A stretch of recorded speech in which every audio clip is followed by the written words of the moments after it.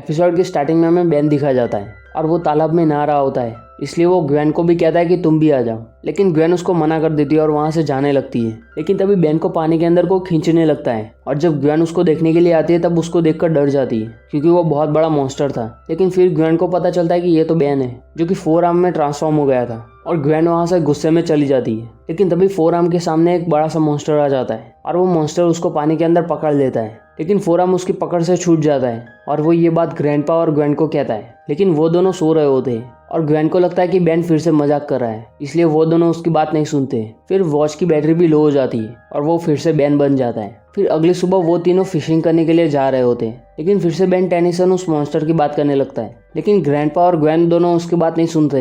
लेकिन ग्रैंडपा ये कहते हैं कि वो सिर्फ एक बड़ी मछली होगी। फिर ग्वेन उन दोनों से कहते हैं कि मैं यहीं पर रहना चाहती हूँ और वो फिशिंग करने के लिए नहीं जाने वाली थी, इसलिए ग्रैंडपा उसको यहीं पर छोड़ देते हैं। फिर हमें शिप का कैप्टन दिखाया जाता है जिसका नाम होता है कैप्टन शॉ।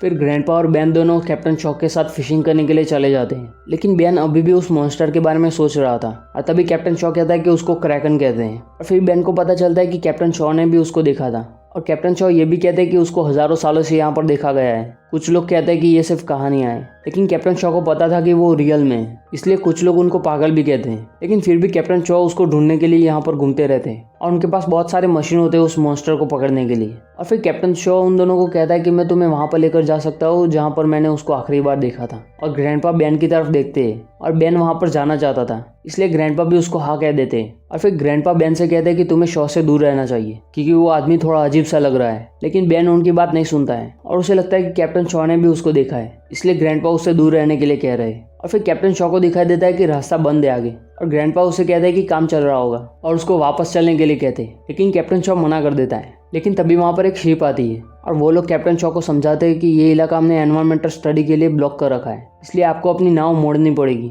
लेकिन कैप्टन शॉ उसको भी मना कर देता है। लेकिन ग्रैंडपा ने उस शिप को बुक किया था, इसलिए उसके कहने पर कैप्टन शॉ मान जाता है। लेकिन बेन उस मॉन्स्टर के बारे में जानना चाहता था। लेकिन ये सुनकर उस शिप में बैठे हुए लोग भी हंसने लगते हैं क्योंकि वो सब इसको सिर्फ कहानी मानते थे। और फिर वो तीनों वापस जा रहे होते हैं। लेकिन तभी कैप्टन शॉ की मशीन में रीडिंग्स मिलना शुरू हो जाते हैं और वो देखते हैं कि वो मॉन्स्टर फिर से वापस आ गया है। और वो लोग देखते हैं उस मॉन्स्टर को जो कि पानी के अंदर से किनारे तक जा रहा था और किनारे पर ग्वेन बैठी हुई थी और वो खुश होती है क्योंकि वहाँ पर बेन नहीं होता है। लेकिन तभी उस मॉन्स्टर का वहाँ पर हमला हो जाता है और उसको लगता है कि ये बेन है। लेकिन जब वो पानी के बाहर आता है तब उसको पता चलता है कि ये बेन नहीं है। और फिर ग्रैंडपा बेन को उसकी मदद करने के लिए कहता है और बेन पानी में कूद जाता है और वो ट्रांसफॉर्म हो जाता है XLR8 में और उसके तेज भागने की वजह से वो पानी में भी चल सकता था और इसकी मदद से वो ग्वेन और बाकी लोगों को भी बचा लेता है। फिर वहाँ पर फ्रेंड ऑफ फिश के लोग भी आ जाते हैं और वो वही लोग थे जिन्होंने ग्रैंडपा को फिशिंग करने से मना कर दिया था। और वो लोग उस मॉन्स्टर को देखने के बाद यहाँ से भाग रहे होते हैं और क्रैकन उस शिप को देख लेता है और उस पर हमला कर देता है। लेकिन XLR8 आकर उसको बचा लेता है। लेकिन क्रैकन फिर से एक बॉक्स को लेने की कोशिश करता है, लेकिन XLR8 उसको रोक लेता है और वो फ्रेंड्स ऑफ फिश से कहता है कि इस डब्बे में ऐसा क्या खास था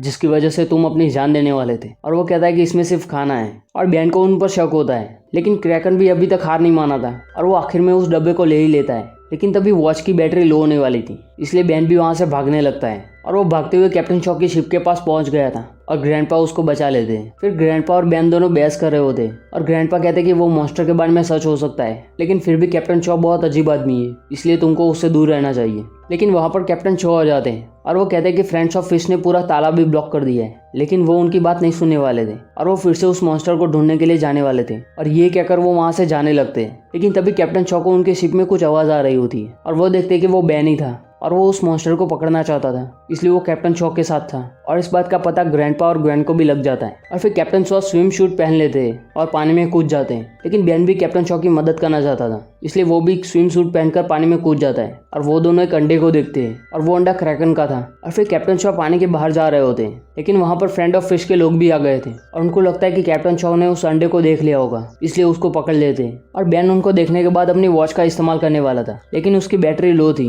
और फिर फ्रेंड ऑफ फिश के लोग भी कैप्टन शॉ की शिप को उड़ा देते हैं। और फिर बेन की वॉच चार्ज हो गई थी, इसलिए वो ट्रांसफॉर्म हो जाता है स्टिंग फ्लाई में और बैन उनके शिप पर हमला कर देता है, लेकिन वो लोग भी बैन पर हमला कर रहे थे।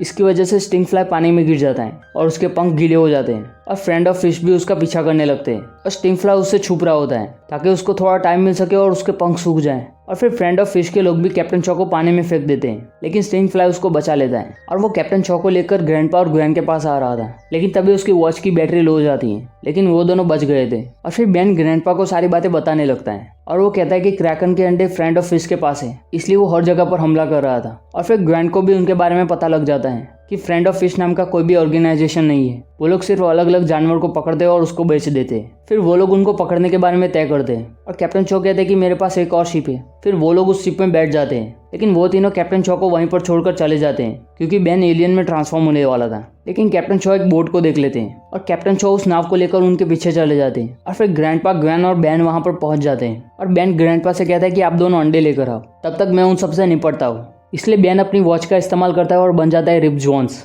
जो कि पानी के अंदर बहुत ही ज़्यादा पावरफुल हो जाता है। लेकिन तभी क्रैकन फ्रेंड ऑफ फिश पर हमला कर देता है और वो उसके अंडे लेने की कोशिश करता है, लेकिन वो उस अंडे को छू भी नहीं पाता है। लेकिन तभी वहाँ पर रिप जोन्स आ जाता है और उसके हाथ से उस अंडे को छुड़ा देता है और फिर फ्रेंड ऑफ फिश और बैन दोनों पानी में गिर जाते हैं और उनके पास अंडे भी होते हैं, इसलिए क्रैकन भी उसके पीछे जाता है और फिर उन दोनों में फाइट होने लगती है, जिसमें बैन क्रैकन के अंडे उसको वापस दे देता है। लेकिन फ्रेंड ऑफ फिश का ओनर भी उसके अंडे को लेने के लिए आ रहा था, लेकिन तभी क्रैकन उसके सूट को तोड़ देता है और वो उसको खाने वाला होता है। तभी बैन आकर उसको बचा लेता है और उसको पानी के बाहर लटका देता है और तभी वहाँ पर पुलिस आती है और बैन को वहाँ से जाना पड़ता है और वो जाकर फंस गया था कैप्टन चॉ के जाल में। और कैप्टन चॉ ग्रैंडपा से कहते हैं कि मैंने एक को पकड़ लिया है, लेकिन तभी बैन की वॉच की बैटरी लो हो जाती है और वो फिर से बैन बन जाता है और कैप्टन चॉ उसको देखने के बाद कुछ समझ नहीं पाता है और ये एपिसोड यहीं पर ही खत्म हो जाता है।